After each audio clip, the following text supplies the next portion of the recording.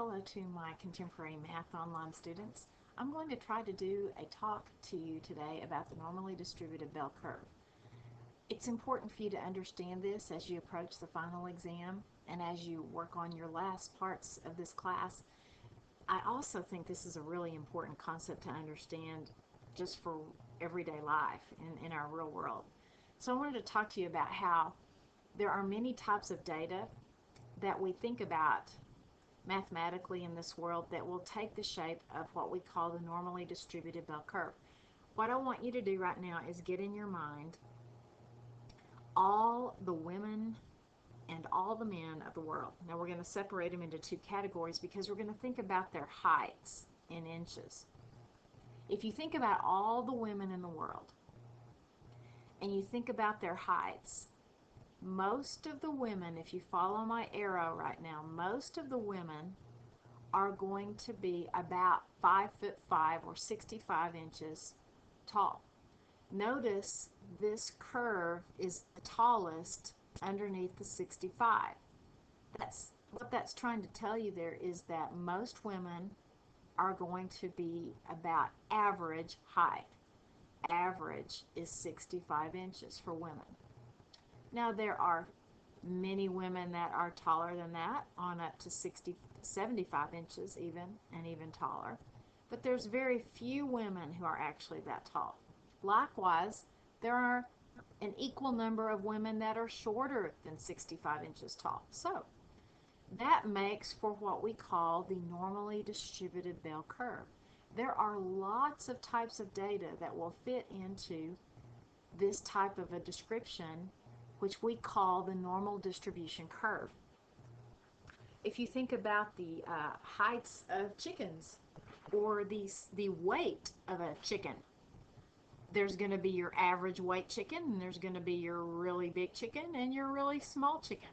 So it really doesn't matter what we're thinking about, whether it be women, men, chickens, cows, pine tree seedlings.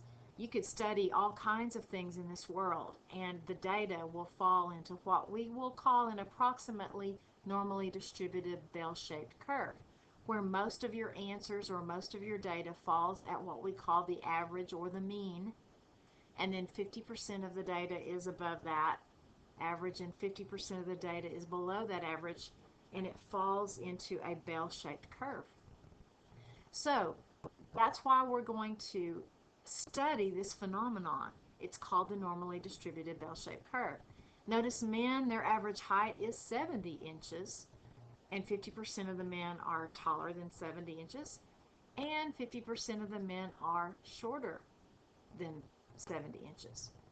So what I'm going to do now is just kind of highlight that the mean height for men is 70 inches.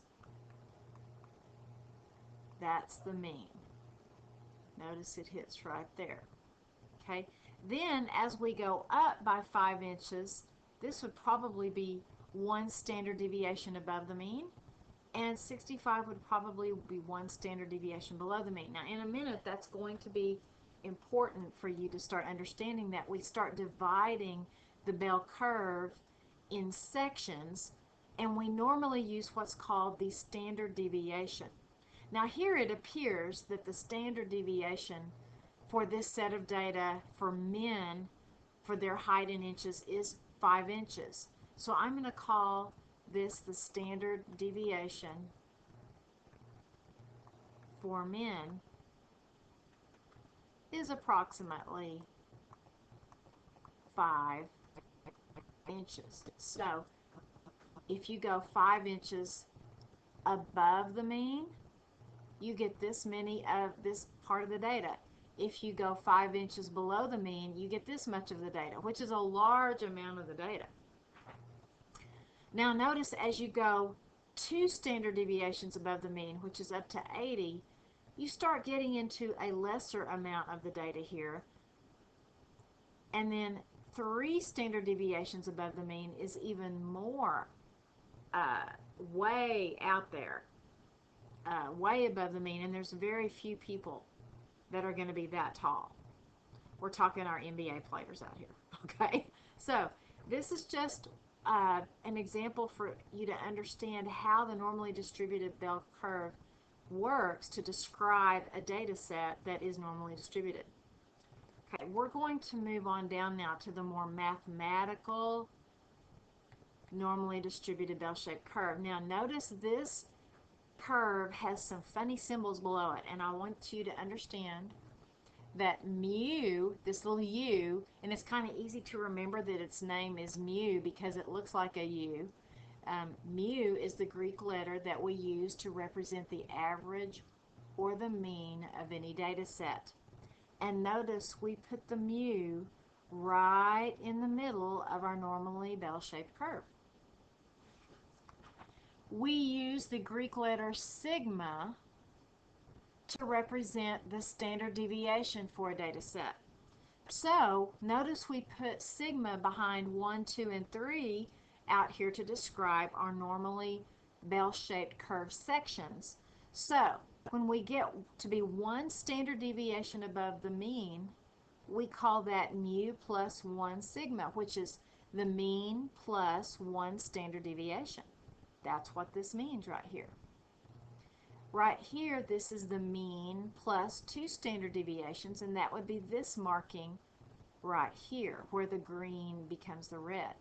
Finally, our last standard deviation marking is mu plus 3 standard deviations, which is way above the mean. This area is very small. There's not much population up here is what I'm trying to say. Now here's what you need to understand. And likewise, we go the mean minus 1 standard deviation, the mean minus 2 standard deviations, and the mean minus 3 standard deviations to go below the mean. Now what I want you to understand is that when you look at the mean, naturally 50% of our data is on this side. 50% of our data is on this side of the mean. And also 50% of our data is going to be over here because that's the meaning of the mean or the average. The average is in the middle, and 50% of your data will be above it, 50% of your data will be below it. And that is what the average or mean means, is it is the very midpoint or middle of your data set. Now the data will fall around that mean, and notice that 60% of the data falls within 1 standard deviation of the mean.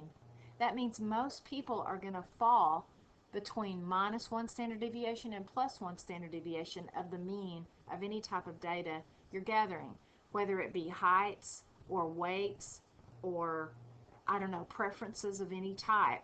Usually when you gather a large set of data, 68% of all your results will be within minus 1 and plus 1 standard deviation of the mean. Then when you get 2 standard deviations above and below the mean, you comprise 95% of all your data falls from here to here. Then finally, when you get to 3 standard deviations above and below the mean, you comprise 99.7% of all of your data. So how does that affect our lives? Well, one application is IQs. We can study the IQs of an entire population. There's one test that has been used in the past called the Stanford-Binet test. It has a mean of 100. So this is our mean or average. We call that mu. So it has a mean of 100 and it has a standard deviation of 16. So this is, when you go from 100 to 116, that tells me the standard deviation is 16.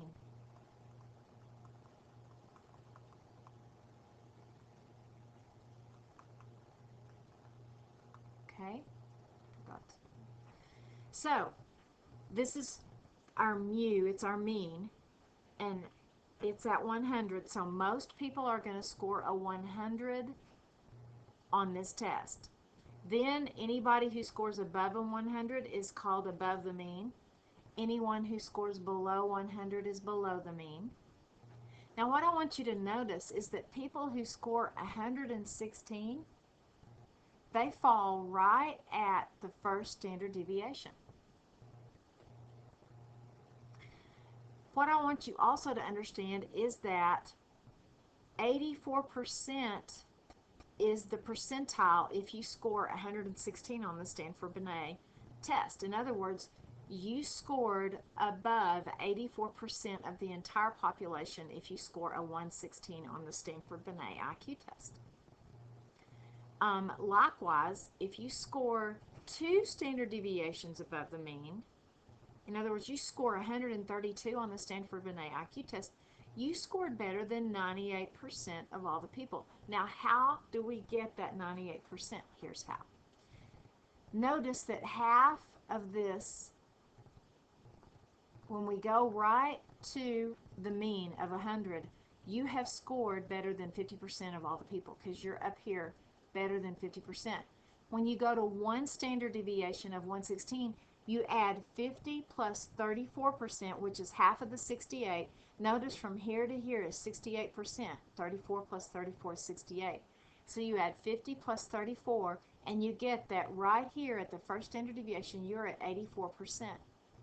Then when you add that other 14, you get up to your 98%. So that's how you figure this out. So let's answer the question. What percent of the population will score below 100 on the Stanford-Binet IQ test?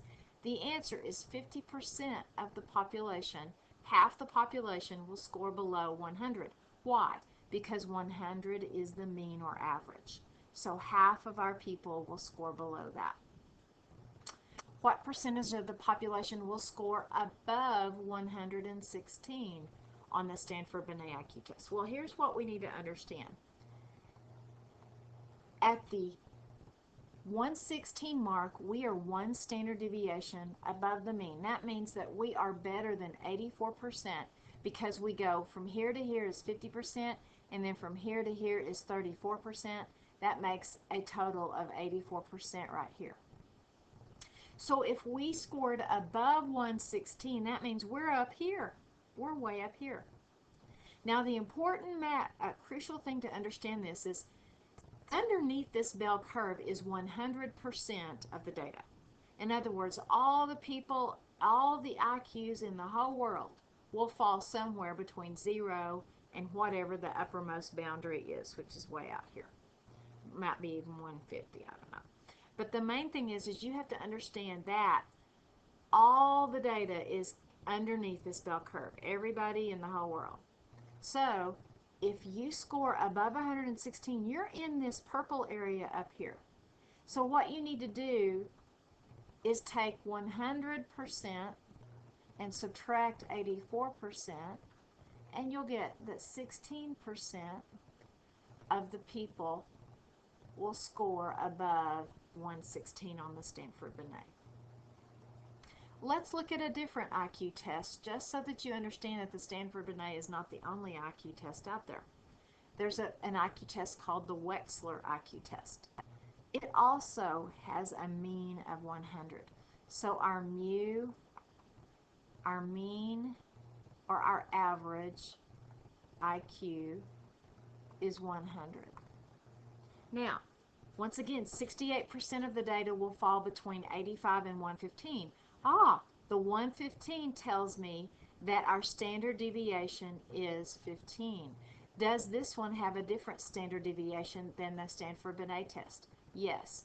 The standard deviation for this population who are taking the Wechsler IQ test is 15 points. So what we need to understand is that, oh goodness, I need to stop this because this is getting pretty long.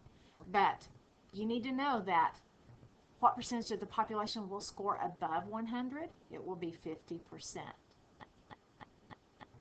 What percentage of the population will score below 70?